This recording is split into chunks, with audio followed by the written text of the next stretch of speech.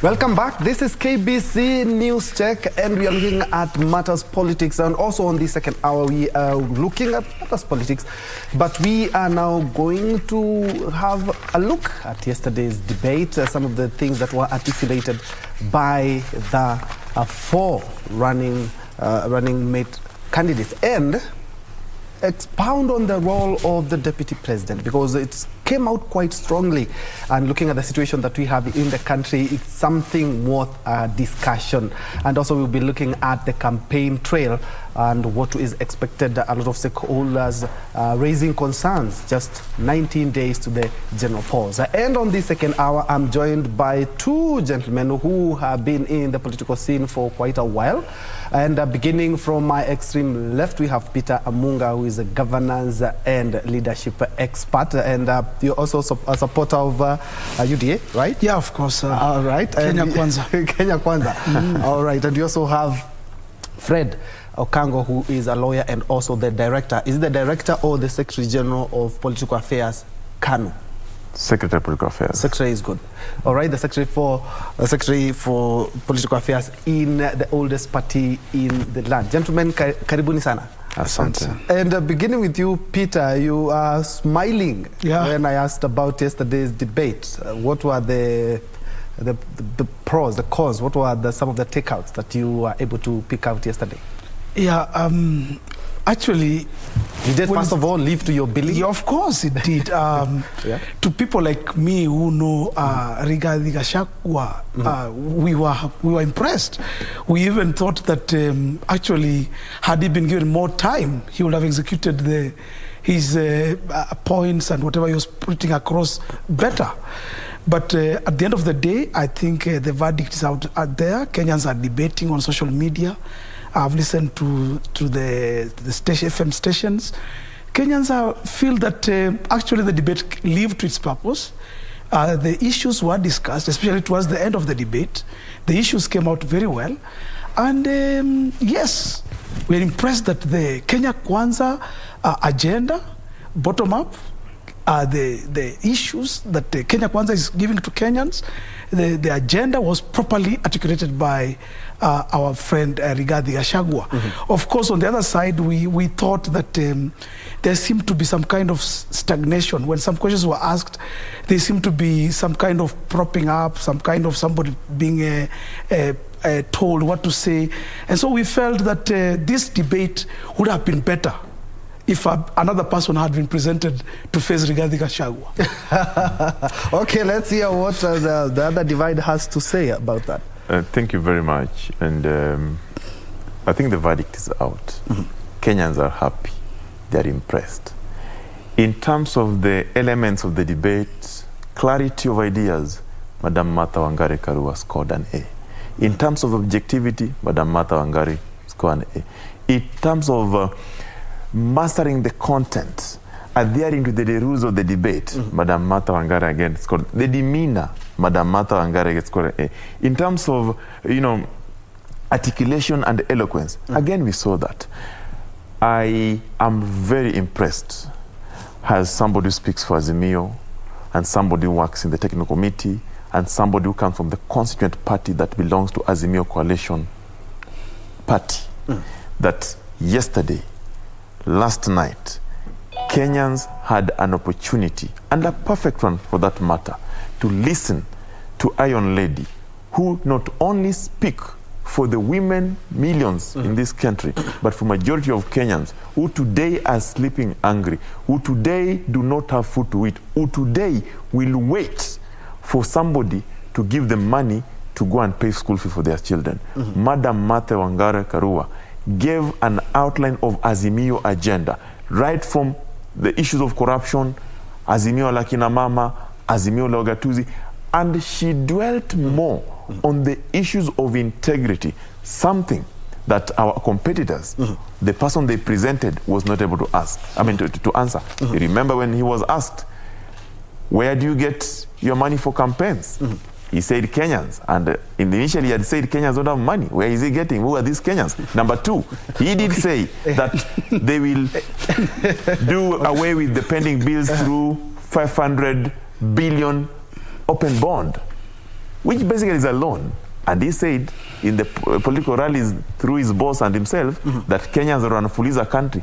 We are impressed that we unpacked. And we would want to give Rigathi Gachagua a mic more often so that he makes these blunders. Gentlemen, I know indeed you have already aligned yourself to a political outfit. No issue. But we also have to look at all the candidates and how they perform. But case in point, and something quite important is, what exactly is the role of the deputy president? I do remember it's something that, it's a question that they were asked about. Let's first of all hear what they had to talk about on the role of the deputy president, because as enshrined in the Constitution, I think it's Article 147. Yes, it is. It's talking about as the principal assistant to the president, meaning that the DP will have to be given duties by the president, right? But first of all, let's hear what they had to say when it came to this topic. The deputy president, it's public domain that the current president and his deputy are reading from two different scripts. In the last 5 years, we've seen that effect in public domain, or Rigathi Gachagua. If that happens, what is your view? How should that be solved? How should that be sorted? In my case and Dr. William Ruto, that will not happen. Both of us are strong-willed leaders who respect each other. None of us suffers from inferiority complex. At no time will William Ruto ever punish me or mistreat me because he has no reason to. I'll support him to be president, and he'll reciprocate that support. Between me and him, we are in agreement that we have no time to quarrel or disagree. This imperative that all debates or disagreements or arguments on issues happen in-house, and what is brought to the public must be the result, the agreement on the positions. And I think I'm very well prepared, and I'll continue to pray and address my mind that, one, the overall leader is the president. I am the principal assistant. My work is not to start fighting my boss and telling him I brought this in, I am better than you in this. No, my role is to support the Roots Party manifesto. My business is to assist. My business is to play the part of assisting and implementing what the captain and the fifth Maure David has stipulated. That's it's just something that the four candidates had to talk about yesterday. And let's be very honest, gentlemen, politics is about interest. A practical example is in 2017 and 2013, President Uhuru Kenyatta and his deputy William Ruto, they came together, remember the time of TNA, because of interest, and they decided that we need to go and form the government. But when it comes to the Constitution, the role of the deputy president, is it quite elaborative as it should be, or it needs to be relooked? Because these two people, as opposed to the other constitution, is that they are joined to the hip. The president cannot fire the deputy. But incidentally, we are seeing the same situation play out in counties. When it came to impeachment, we've seen the governors talking about the mastermind of my impeachment is my deputy. He wants to take over, or she wants to take over. Should we have a clear definition of the roles of the deputy president? Because looking at the constitution, it just speaks about how the DP is the principal assistant to the president. Thank you. I think there's nothing wrong with the provisions in Article 147 and Article 148. 147 gives the functions of the deputy president. And if you look at those functions, they are framed in a manner that the deputy president shall be the principal, the constitutional wording is principal assistant to the president, and shall also do any other function as assigned to him or her by the president. And in the absence of the president, in case of any eventuality, the deputy president shall act as the president for whatever reasons that are provided for. Now, when you go to the election of the deputy president, the election of the deputy president is such that the deputy president is the president in waiting, and they are joined in a ticket. The person who garners majority of the vote in a presidential election and meets the threshold of 50+1 and 25% in majority of the counties, that person shall be declared the president, and the deputy who was nominated by him or her at that time will be declared the deputy president. So if you look at those scenarios, it means that the deputy president is just like a president in waiting, and therefore the provisions are very clear. Previously, a president would misuse his powers of appointing and firing the deputy president. And when the framers of the constitution came with this and proposed that the deputy president and the president shall be elected as a ticket, you know, William Ruto has told Kenyans that he cannot quit because he was elected by the president. Fair enough. It's true. That is what Kenyans also want to see going forward. What is your role as a deputy president? I am very impressed by the answers that the ladies gave. You know, this deputy presidential debate was about the women, the three of them who came out strongly, all of them, and Gachagua who equally came out strongly. And all of them answered this question in their best way possible. But when you look at the issues that Martha addressed as far as that question is concerned, Martha Wangari Karua has always been consistent, and she has said, if you are a deputy president, it means you are assisting your principal, and you are the principal assistant, and you are delegated duty.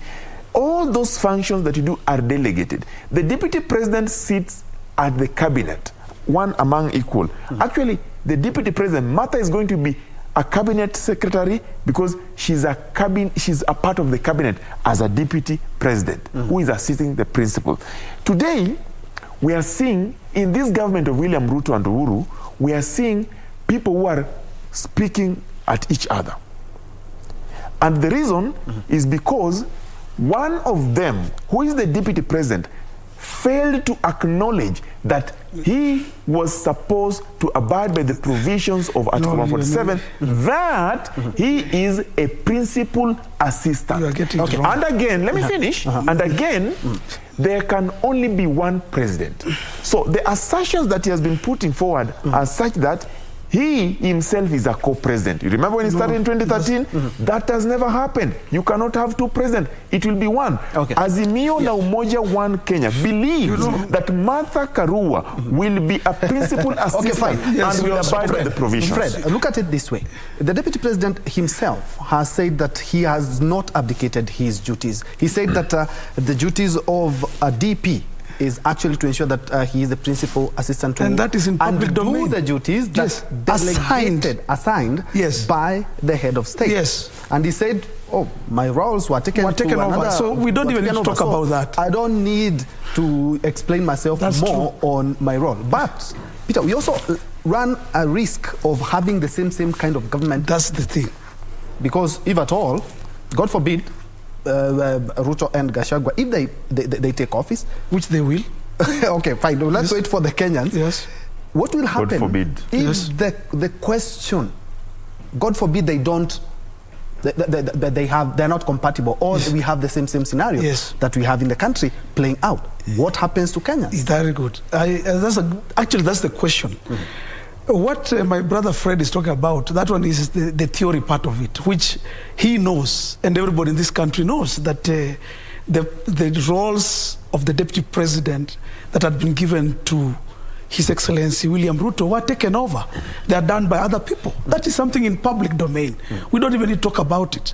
So we don't need to ask, is Deputy Ruto doing his role or not? He can only do what is assigned to him. And that is the role of a deputy president. Your role is to do what you have been given to do. But also, apart from that, the good thing with the Constitution, and I like what Fred has said, the Constitution has insulated the deputy president, that he is there, courtesy of the Constitution of Kenya and the electorate, the people who have put him there. Now, the question you're asking is a very good question. What happens in case they are not compatible, they don't agree? And listening to the debate last night, and I like how Gachagua brought it out.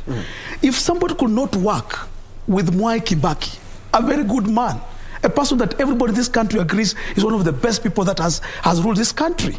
If somebody could not work with Mwai Kibaki, that kind of person already shows the signs of what can happen in case they're not compatible. We have varied opinions. Yes. Anything. No, this is a person who can easily walk away.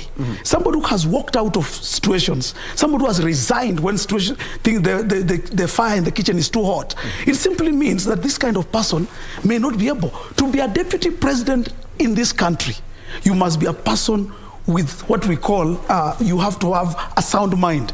And you have to be a person with a heart of a lion. Okay. You have to be a person who can manage issues. Amunga. But a person who can walk out of situations, the way we are seeing the Azimio team bring us people who walk out, some were either deputy governors, they walked out, others were ministers of, they walked out. We want people who will remain there. And I think that's what the question is. I'm still on your point. Yes.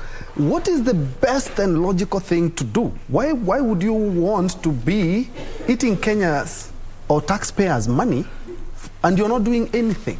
The same constitution. You are not assigned anything. The most logical things to do is to walk away. No. In fact, quitting is the worst thing that anybody can ever do. You are put there. You are elected as a pair. You go into office as the two of you.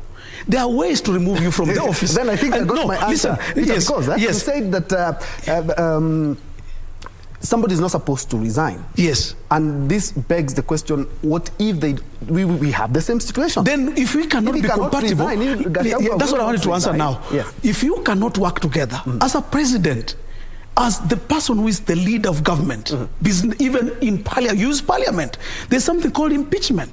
You take a motion to parliament, you say I cannot work with this person, you mobilize the votes, you mobilize members of parliament, they impeach your deputy. That is the best way to go about it. Now, this is how Jubilee failed. And you see, and it's so unfortunate that even my brother Freddie and others, people, like going into those kind of innuendos and shenanigans of trying to tell us, this one did this, this one did that. If somebody did a mistake, if somebody stole from you, there is due process. There is a way we do things in this country. This is not a banana republic. We have our court, we have our judiciary system. If the deputy president is wrong, he has done something that he's not supposed to have done, we are a country guided by law. You go to the courts, you take him to parliament, you impeach him. So unfortunately, they could not impeach him. Unfortunately, Uhuru Kenyatta and his team have never had anything really tangible to tell us what William Ruto did not do or did that warrants him to be removed. But just finishing, Fred, let me just say this. From the debate, those women that we have seen, the three ladies who debated last night, and Fred, let us just be honest with ourselves. If we have to go by actually somebody who's dwelt on issues, even women, we choose agenda. Because we have, Azimio likes selling to us this card of women, and I don't know, a woman did this. The agenda is not, our agenda is not gender. The agenda is the economy of this country. And if there's somebody who actually therefore said anything much about women, then it's Justina, the lady who is running with Wajakoya. In fact, if you go anywhere, the ratings this lady had, the agenda, the words she used, and the way she spoke about women, she scored more highly than Martha Karua. I keep on getting impressed by the admissions from UDA and Kenya Kwanza. He has just admitted that they don't have the agenda. They just have an agenda.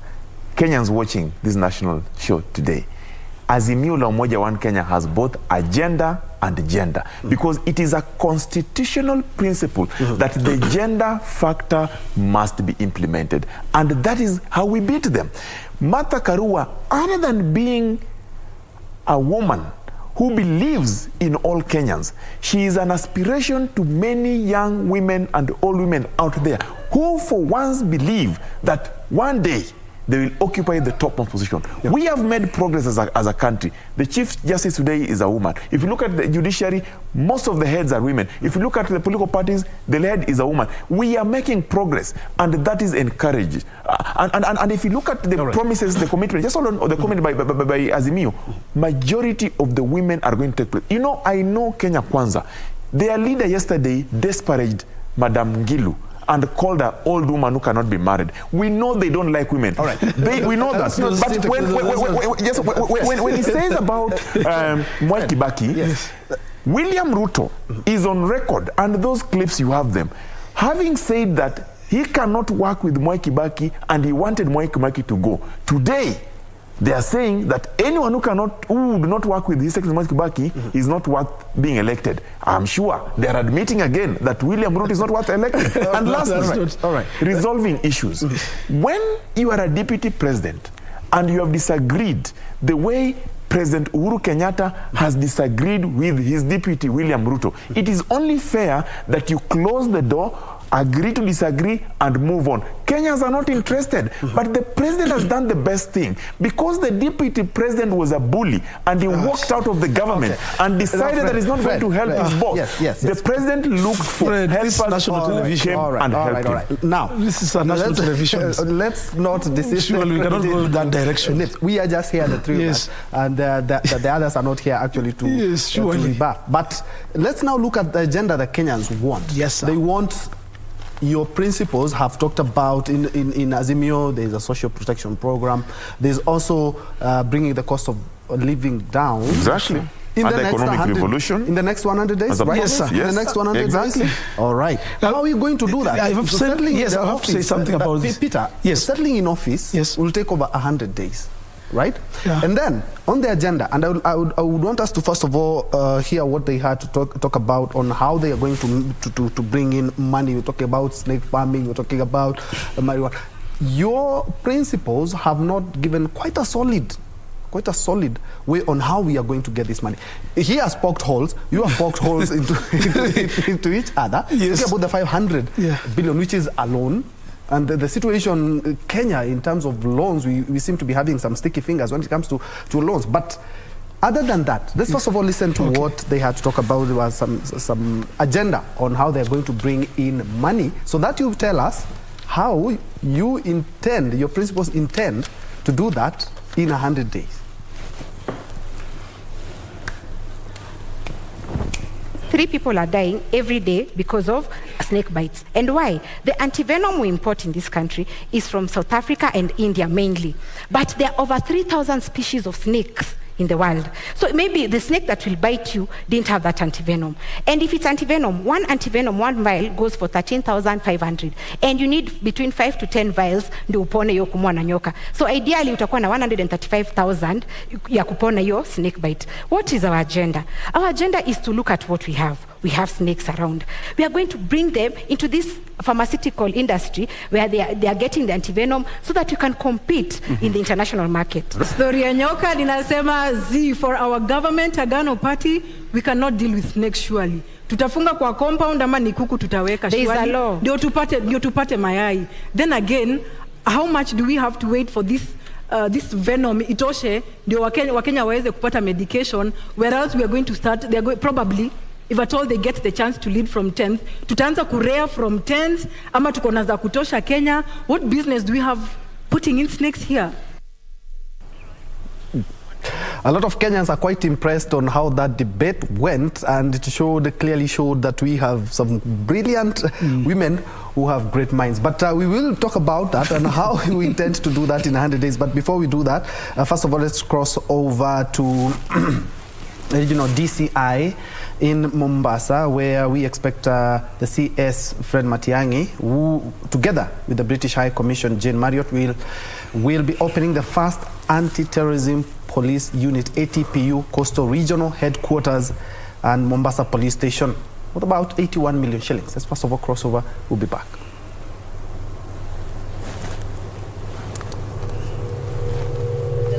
Of an internationally accredited training of trainers program.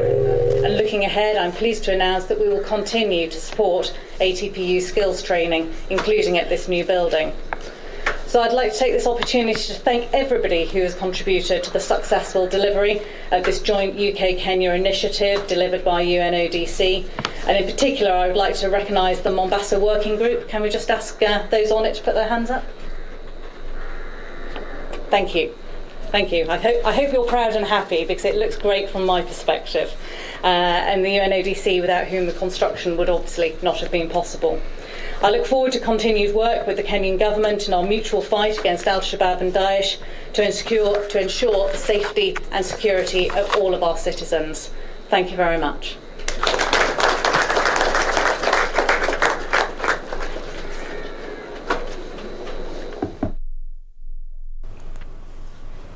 Jane Marriott there. Of course, we're expecting the Interior Cabinet Secretary, Dr. Fred Matiang'i, to also join in. They are opening a regional ATPU center, a counter-terrorism center there, and Mombasa Police Station, which are all valued at about 81 million shillings. We will be crossing over there with more details in a bit. But let's go back to our topic of discussion. We are looking at yesterday's debate and the campaign trail, and I'm joined by Peter and Fred, who, of course, Peter representing the Kenya Kwanza, and we also have Fred representing the Azimio One Kenya coalition. Gentlemen, your principles, wherever they go, they talk about how they are going to kickstart the economy, you know, bring the cost of living down in 100 days. Sorry. You're a lawyer yourself. No, you know I want to say something. To settle down in an office 100 days is quite something. And you're talking about something that we require money. But, you know, okay. Let's Peter first. Where has money gone in this country? This is a very rich country. You see, every Kenyan, you need to ask yourself, where has our money gone? Pesa iko wapi? This money has been captured by somebody. We are calling it, in our debates, we are calling it state capture. The country has captured our resources. Most of it is done by some people in power. And Rigathi, yesterday night, was able to explain to the country what is state capture. This thing called corruption is a good word, it's a good name, it's good to run around with. It's good for Azimio to keep on saying things about corruption. But that is what exactly President Uhuru Kenyatta said. He said, I have been lenient, but I'm bringing in somebody, I'm appointing somebody who will now become a bit more, will be more serious about arresting people. Now, I want Kenyans to realize that a lot of our money has been captured by people somewhere in this government. When we talk about things like, when we talk about Unga politics that we are having right now, where has the money suddenly come that is able to subsidize for Unga? Where has money suddenly come from to subsidize for fuel? So some development money they were rerouted. So that's what I wanted to say.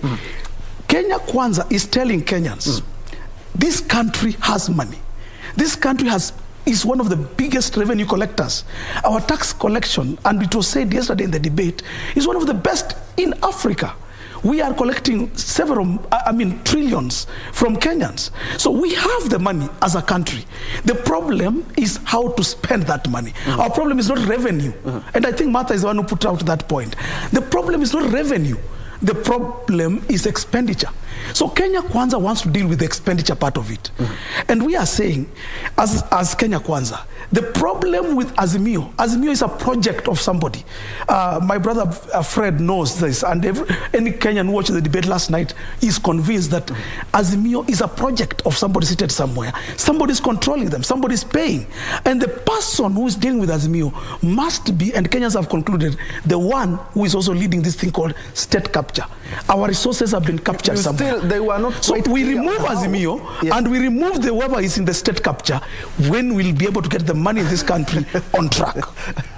Fred, you want to our friends quite clear. All the candidates, I think we have been very clear in terms of snake farming, marijuana, and stuff. By the way, forget about the snake farming and marijuana, because fact checkers will tell you that the numbers they are telling us are all lies. It's good in the lips, in the ears, but on the ground, implement, build the economy through the hemp is a dream that one day some countries are doing that. Some countries are doing that because those countries do not have corrupt individual at the top of leadership. We must redefine corruption. Today we are saying corruption is dishonest and fraudulent activities by those in power. All right, hold the thought. Interior Cabinet Secretary is currently addressing. We cross over back to that together with the UK. All right. All right, we were earlier on, we had crossed over to Mombasa, where the Regional Anti-Terrorism Police Unit, ATPU, regional headquarters are being officially opened by Interior Cabinet Secretary Dr. Fred Matiang'i, together with UK Ambassador to Kenya, Jane Marriott. And Matiang'i is currently addressing. Let me start by saying how grateful I am, first, to our partners, Her Majesty's government, and to thank you, Your Excellency, the High Commissioner, because we were here in 2016 together to commission the construction of this building.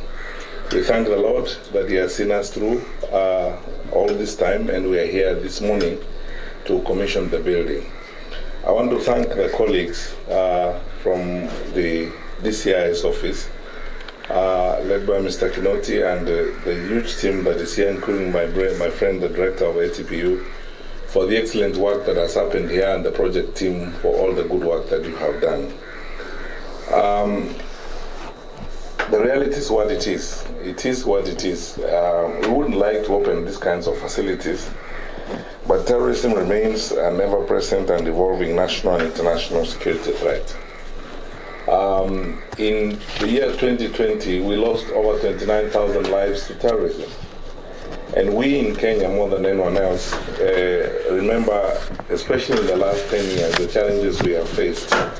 Our own administration, when President Kenyatta took office, we were rudely welcomed by the terrorist attack in Westgate, the losses that we had when terrorists walked into Garissa University and slaughtered 180 of our kids.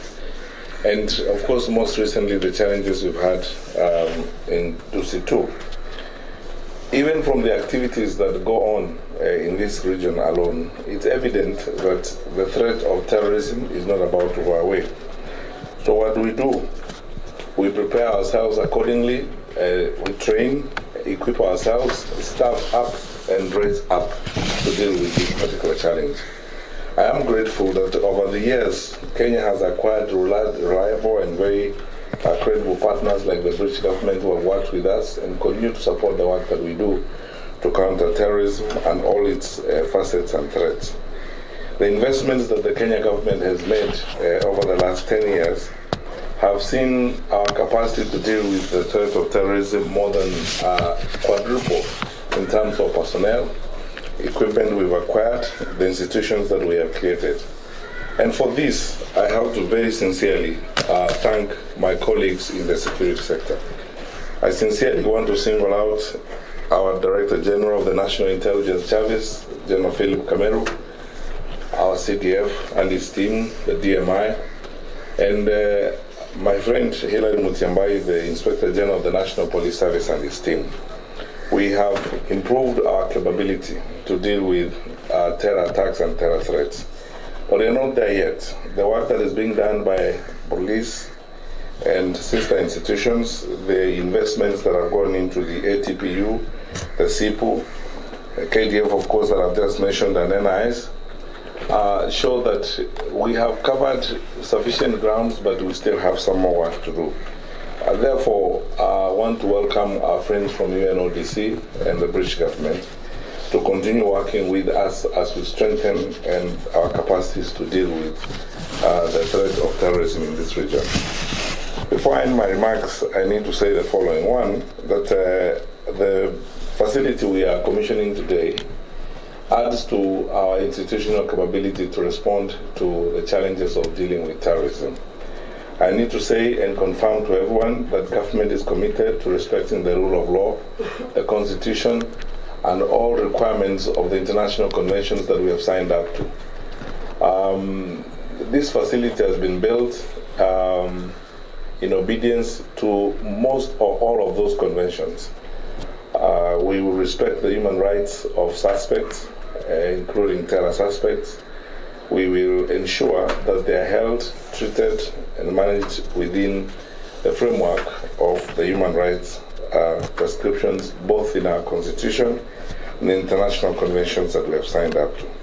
However, I want to say this. We have more to do, and I have asked the Inspector General of the National Police Service this morning that following this facility, we now need to start preparing to build a court facility here, similar to the one we have at Shimola Tower and the one we have at Kamiti Maximum Prison, so that while we hold terrorists in these facilities, we are also able to process them through the justice chain here. That keeps the population out there safer, gives us an opportunity to expeditiously deal with their challenges, and also ensure that cases involving terror and terrorist activities do not linger around in our justice system.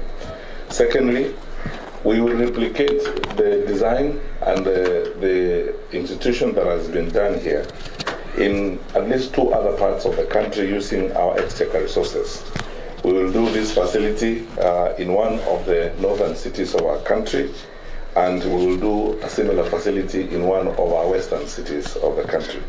Why? Because we want to give ourselves increased capability to not only hold terror suspects, but process them through the justice system expeditiously as a way of keeping our population safe.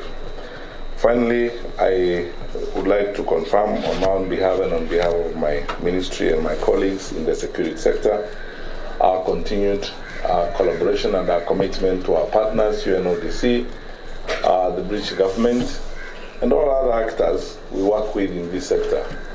We live in a globalized environment. Trouble somewhere is trouble everywhere, and therefore we are gratified that our partners are willing to work with us to address this challenge of terrorism. Ladies and gentlemen, since I have this unusual opportunity before I end my remarks, let me say this. In the country, we are about 19 days away from the general elections. Just this morning, the Inspector General and I have had an extensive meeting with our regional security team in the Coast region. I'm satisfied that appropriate plans have been made.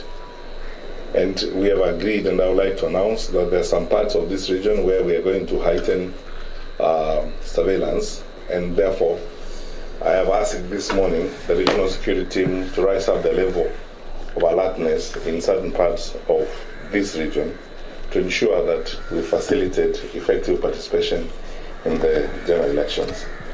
I have no evidence that there's going to be a problem of any kind. We are prepared and we are ready. We are bringing in special additional resources to back up the work and the planning that the regional security team is doing here. And therefore, we will, effective next week, locate additional security resources here to back up my colleagues who have done a phenomenally excellent job in keeping this region safe.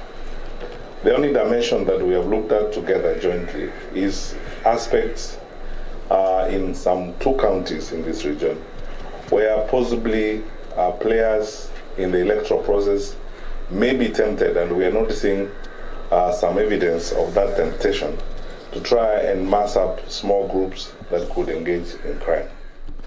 My simple advice to them: Interior and Coordination of National Government, CS Dr. Fred Matiang'i. There's a live feed from Mombasa together with UK Ambassador Jane Mario. They've just commissioned a counter-terrorism regional center in Mombasa, and some of the things that he has been talking about is that the government has improved its responses and alertness when it comes to matters of terrorism.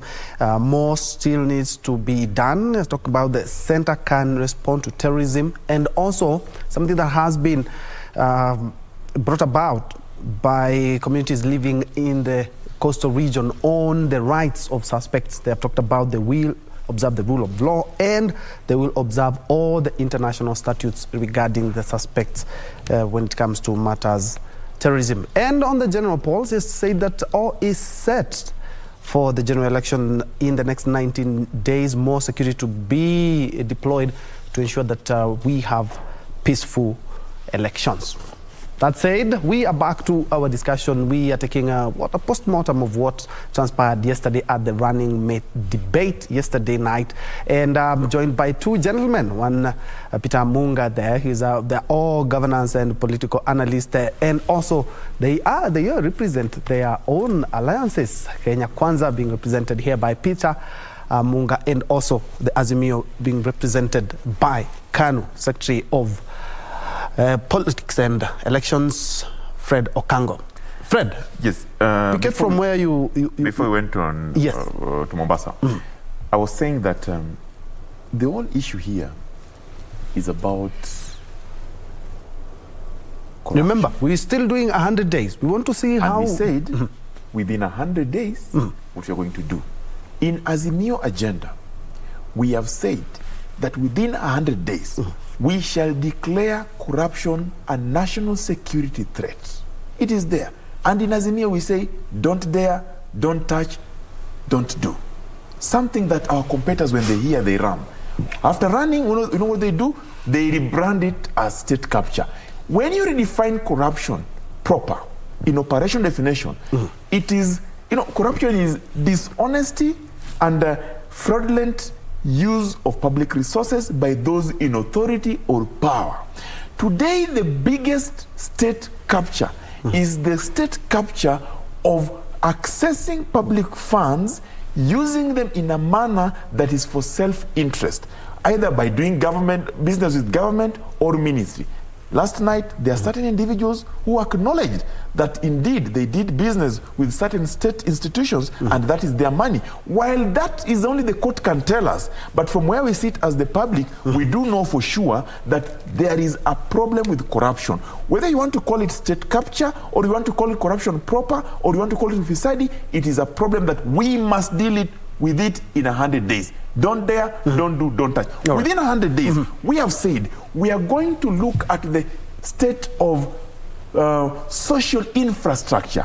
3-aprong, Inua Jamii. There's a lot of work in 100 days. Yes, and it is possible because the money has been budgeted for. In fact, when Raila gets in government, the budget is already there. We are saying over 8 million people out of the 2 million families that are vulnerable because of the issues or absence of the socio-economic rights that they don't enjoy today, we shall give them 6,000 stipends as within 100 days because it's there. The other thing is majority of young people today don't have jobs. We must reintroduce back kazi kwa vijana so that they can have source of livelihood. And lastly, the women that are forgotten about, the women that our competitors are abusing, single mothers who today in Gorokocho, Mukuru kwa Njenga are going out their business so that their children can have food tonight. We must take care of them.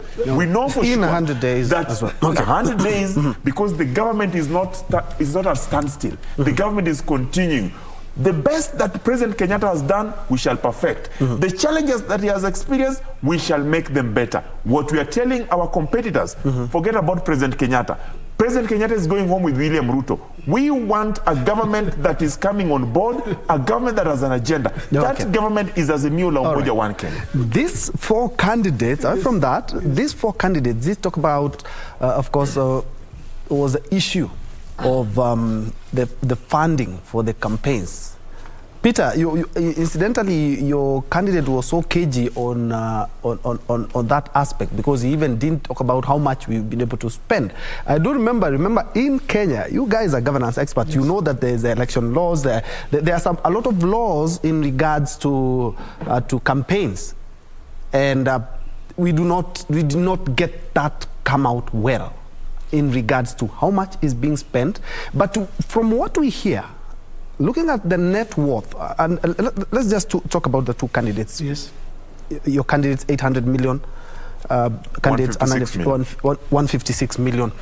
But the issue of how the campaign funds are being used, because we might end up, the CS, Interior, did talk about money laundering. Yes. Yes. I'm not saying any party is doing that, but opens up a leeway to permit illicit finances into campaign trail. Your comment on that? Yeah, and first of all, I just start by saying I'm happy Rigathi pointed out about election, was it 2013, when Martha Karua received, and she accepted also on air yesterday from a company called BAT. So she said, yes, she got the money. And she even went ahead and said that... But this wasn't an admission of guilt or corruption? No, she said she got it in her personal name, but went to her campaign, something like that. And what we want to tell Kenyans is this. Money, funding for campaigns, everybody's getting funding. And funding, there are many sources. There are others who will call a million per plate dinner somewhere in one of these big hotels. We are hearing about some clubs, mountain clubs, I don't know which clubs, people from whichever sources, they are making them public. There are people who like giving publicly and making noise about it and telling everybody how they are getting fundraising for their campaigns. Truth of the matter is that the 2 campaign teams, Azimio and Kenya Kwanza are making sure they're looking for funds to make sure that the campaigns are rolling. Kenya Kwanza, unfortunately, for people who like making noise and show off and showbiz, are not the type to go out talking about how they're fundraising. But Rigathi Gachagua said it clearly yesterday, that most of the monies that they are using are coming from their friends, from family. We don't have an issue with that. We don't have an issue with that. But people, hustlers like me, are actually Actually, we are volunteering our time. We don't even have most of our resources. My cars, I have Peter, two cars. If you send me some money, if you send me money in my account or in my phone, yes, I will tell you that Peter sent me 10,000. Yes. Okango sent me 10,000, yes, right? But yes, both candidates, they were so cagey on how much they've been able to spend during the campaigns. We have the Election Financing Act. Yes. It will be just an act. If at all, we do not take the checks and balances and I believe, when it comes to the financing. Yes, and I believe all of us remember that this bill came to Parliament, and parliamentarians did not debate it. Actually, they left it hanging. No, so the bill was passed. It's now an act. What was not implemented or what was not passed was the regulations. Okay, we need to pick up the pace. We need to pick up the pace. Yes. So what I wanted to say is this: the issue about financing, the main thing is this: we as hustlers are funding our Kenya Kwanza campaign. Now, if somebody wants to find out from us how much we've funded, we will give our statement at the time, at the right time. Yes. But for right now, you know, we are 19 days. Okay, fine. Depending on government, all right. we're not depending on anybody else. Remember, we have 19 days. Yes. The campaigns have been there for what? For a couple of years. Yeah, for your candidates, it's been a couple of years. But they have been campaigning for 10 years. You know what? Even Martha was not very clear on how much has been spent, how much when they were asked about their net worth. Rigathi Gachagua said is worth 800 million, less 200 million that is held because of the cases he has. Martha Karua was explicit and said she is not land greedy. She is not wealth greedy. For her, she's content with the little she has. She is 156 million. But I am happy that both of them declared it takes courage for a leader to show and declare her wealth. But we are not still getting now the... what they're going for is the campaign financing where they were asked. Yes. Rigathi Gachagua told Kenyans, both in private and in public, that Kenyans have no money in pocket. It has been his campaign slogan using together with his boss. Yesterday when he was asked, he said they are being funded by Kenyans. That is the true. Same hustlers who, I am one of them. Who are saying that they are the ones funding do not have money. How are you funding? Number two, we are very open as Azimio. Like that and we have said, for us, we have friends. Martha Karua said, even the chopper she uses today was a donation. I acknowledge all that. That is it. But I want to tell you, the reason why we're where we are today, and it is not easy to show exactly how much has been used, what is expected to be used, what is the projection in terms of campaign financing, is Election Campaign Financing Act that was passed. And then there came the regulations that were rejected by the parliamentarians who are in parliament because it was putting the expenditure to a certain cap. And they were capping it. Politicians do not want to cap their expenditure on politics. But we run a risk of money laundering as well. That is not the issue of Azimio, neither is it the issue of Kenya Kwanza. It's an issue that would have been canvassed properly by legislators from both Azimio and both Kenya Kwanza in parliament. Today what we must talk about, we must talk about credible and legal sources of campaign financing. We have gone open and declared ours a donation. They have said theirs a donation. So what we have to do, we have to go back after this election, and the media must now help the public and look at how much did Azimio use in their campaign to win, because they're going to win. How much did Kenya Kwanza use to an election to lose, because they're going to lose. That is the bottom line. Okay, we will for Kenyans to do that. There's something you wanted to add. Yes, just to say this, that at the end of the day, Kenyans, we all know it's not just Azimio and Kenya Kwanza, it's not just the presidential candidates who are seeking for votes. We are talking about all politicians, all sectors, MCAs, women reps, all these people are looking for money to make sure that they are funding their campaigns. And when somebody like Rigathi Gachagua says that I have 800 million worth That's his money, yes. But that does not stop him also but from using the same amount also to his campaigns. If he has 100 million or 200 million, it also simply means he can dedicate some of that money to go into the campaigns. But finally, when all is said and done, it's all about state capture. We are talking about the Azimio campaign. We have seen chiefs being used, mobilized. We are hearing policemen being deployed to guard. They are hearing, they don't know. And we are seeing, not that we are just hearing. Now, so gentlemen, because I don't want us to just throw words here, because at the end of the day, we need to be peaceful, and Kenyans are also watching. Still on the matter of integrity. They're talking about, one of the guys talks about a commission. Yeah, Rigathi. You know? Yeah. To set up, to investigate the state yes. culture, yeah. But Karua talked about going for the jugular. That is exactly what she used. And we know in comparison, all the four candidates, despite the fact that they're supporting two. I want to tell Kenyans, we are not a banana republic. This country is ruled by law. Martha Karua, Azimio, Babu Wino, Fred Okango. Yes. These are people. The commission. The commission is talking about. We already have an ethics and anti-corruption commission. Near the courts of law. And we have ACC. We can call them hecklers. What I want to say is this. As a country, we are ruled by law.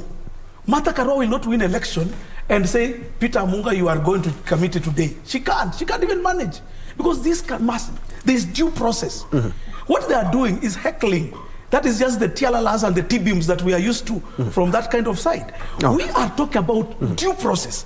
And when Rigathi Gachagua talks about a commission, when he talks about investigations proper, when he talks about independence of all the organs that are dealing with investigating corruption in this country, then he's telling us now the way forward. All right. Heckling and giving us sloganeerings and giving us statements on top of vehicles, that is not how to deal with corruption. All right. Fred, and also Okarua, talking about the jugular, going for the jugular, remember she's been the justice she's not a minister. Judge. She's not even a policeman. And we have not been able to see a lot happen, despite the fact that we have commissions like he's talking about, we have ACC, but we really haven't seen the wheels of corruption being moved. What heads to be turned? We shall declare corruption a national security threat. That is the first instance.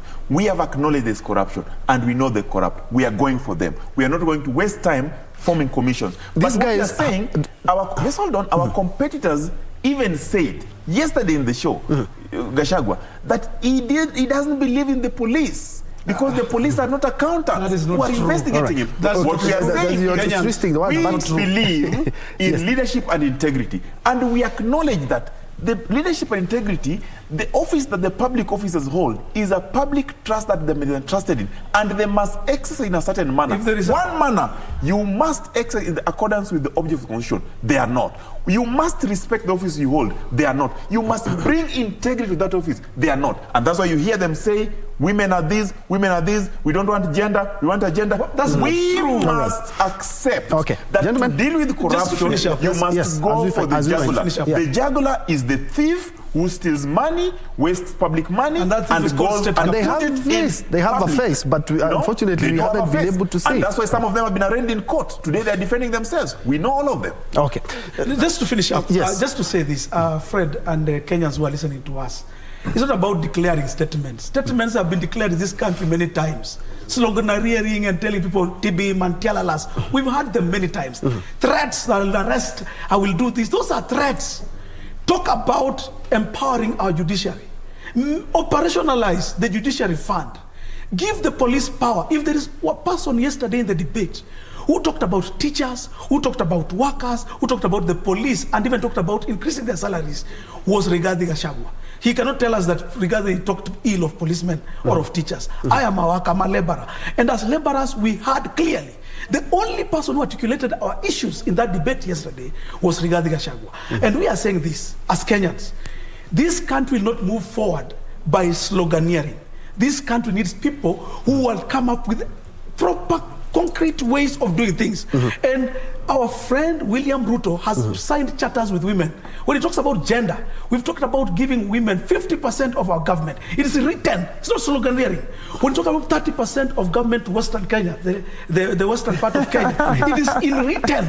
It's not something that somebody stood at the steps of KICC. Talking about the gender, I'll make you an assistant minister or a minister. It's a good thing. We are talking about William Ruto is going through doing things properly. Okay, yes, I will allow you to. And that is what. But yes, sir. Remember, talking about gender, Kenya Kwanza did submit a nomination list to IEBC, which of course was rejected, same as your Azimio. And so rejected because of gender. Talk about gender, we want you to bring out that gender. If you cannot do gender in just a simple nomination list, and I'll just finish up so in a minute. Yes. So you see, the issue why IBC rejected those nominations not just because of gender, because by the way, if you look at there are so many, but gender is one of them. So many women as UDA and as Kenya Kwanza, but the issue that actually made it to be rejected is people living with disabilities being left out, which actually Azimio left out almost all of them. But the worst part of it was that as laborers, Wilson Sosion used to be a nominated member of parliament to represent Labour. This time, ODM and what they call Azimio have not nominated anybody from the Labour sector. And I'm telling people who are watching me, and I believe even my father at all is watching, Azimio has not nominated anybody from the Labour sector. And I'm happy that IEBC rejected that list. That is UDA nominated a lady who is working with Kenya Women Teachers Association. She will be sitting there as a nominated. The issue is that the Deputy President talked about 50% of the government will be ministers, women. Right? Yes. But just a simple list, you cannot be able to observe that. But let him revert and also tell us why they have not been able to observe that gender as well. Peter Amunga, a very difficult question. He cannot answer because all along they have told about Mama Mboga, Mtu Mkokoteni, Boda Boda, and in their nomination list there was none. In the appointments, there is none. There will be none. What we are saying, it is not about the cabinet secretaries alone. It is not about the deputy president alone being a woman. But Azimio la Umoja believes that the first person that we must empower is the local woman. And that's why we have a whole agenda called Azimio la Wakina Mama that is going to look at the issues of access to credit facility, business money, funds that will empower them wholesomely. Lastly, we do believe that this election is an election that Kenya is going to face those who believe in transformation and those who don't believe in transformation. For us in Azimio la Umoja One Kenya, we believe in transforming Kenya. Economic revolution, social transformation, and good governance, with particular emphasis on corruption. Our competitors that we respect so much, Amunga and the team, call it state capture. But they're forgetting that they have captured this state through corruption, some of them. And those records are there. To finish, I want to ask Kenyans out there, you have a choice. This election is not war. When I leave this room with Amunga, he will be buying me lunch. But we are friends.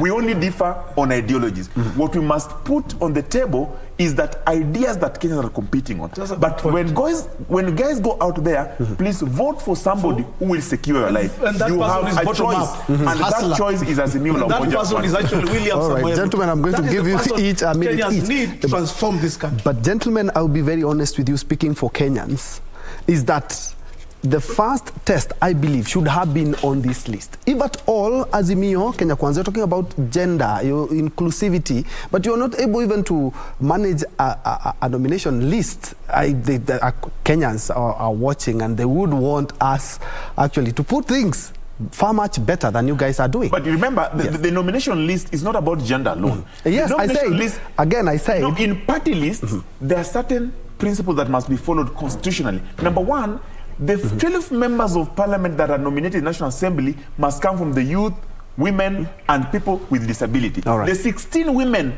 in Senate are a mandatory. There are 16 women. The majority that are being nominated in the county assemblies must not necessarily comply with the ethnic and regional diversity of people of Kenya because they are from that local. So the issues are varied. We have seen situations where people who are vying for positions nominated themselves. Those are the issues that IBC was against. Amunga. Yes, sir. 1 minute. Yes, I just want to tell Kenyans that, as my friend Fred has said, this election is not about war. We are going to fight. This election is just about ensuring that we change our economy.